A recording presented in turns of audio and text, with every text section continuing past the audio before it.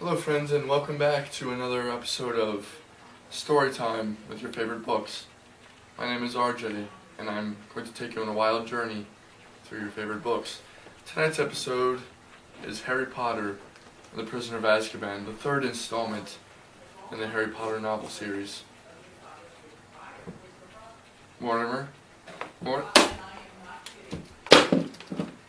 Thank you, Mortimer. Mortimer, if you please hand me the book. Gracias, mi amor, Timur. As always, I'll read you the summary off the back. For 12 long years, the dread fortress of Azkaban held an infamous prisoner named Sirius Black. Convicted of killing 13 people with a single curse, he was said to be the heir apparent to the Dark Lord Voldemort. Now he has escaped, leaving only 2 clues as to where he might be headed. Harry Potter's defeat of you-know-who was Black's downfall as well. And the Azkaban guards heard Black muttering in his sleep, "He's at Hogwarts. He's at Hogwarts." Harry Potter isn't safe, not even within the walls of his magical school, surrounded by his friends, because on top of it all, there may well be a traitor in their midst. The book starts with Harry Potter listening to the news and hearing a man named Sirius Black is on the loose. He's a mass murderer. He's very dangerous. He's like, whatever, I'm a wizard.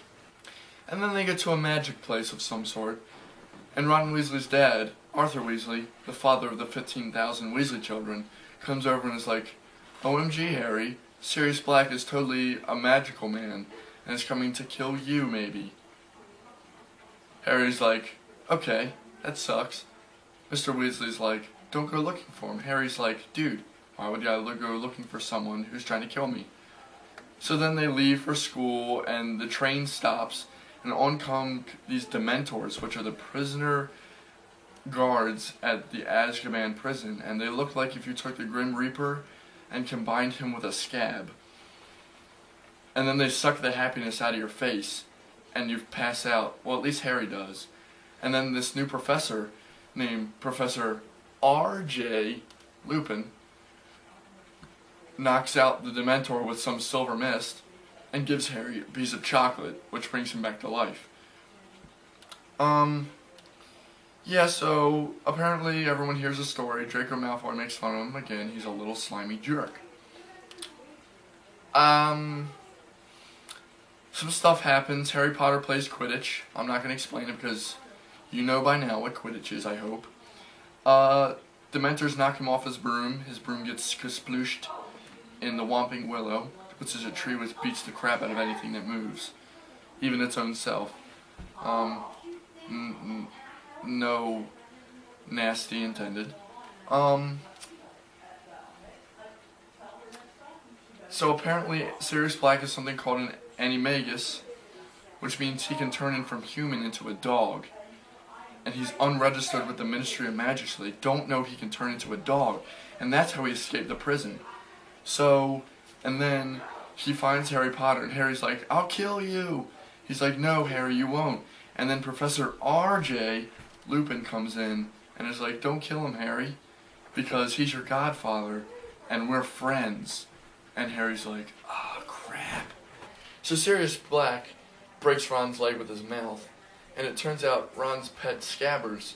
Remember Scabbers from the first episode I told you to remember? Well, if you don't, pay attention. If you do, congratulations. Here's a hypothetical cookie. Anyway, so, yeah, Peter Pettigrew is also an animagus, but it turns out Sirius Black wasn't really a follower of Voldemort.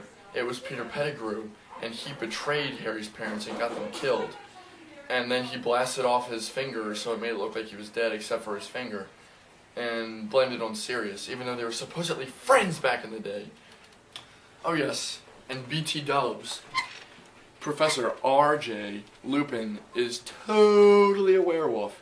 Not that little kind of type from Twilight, the manly kind that rips people apart.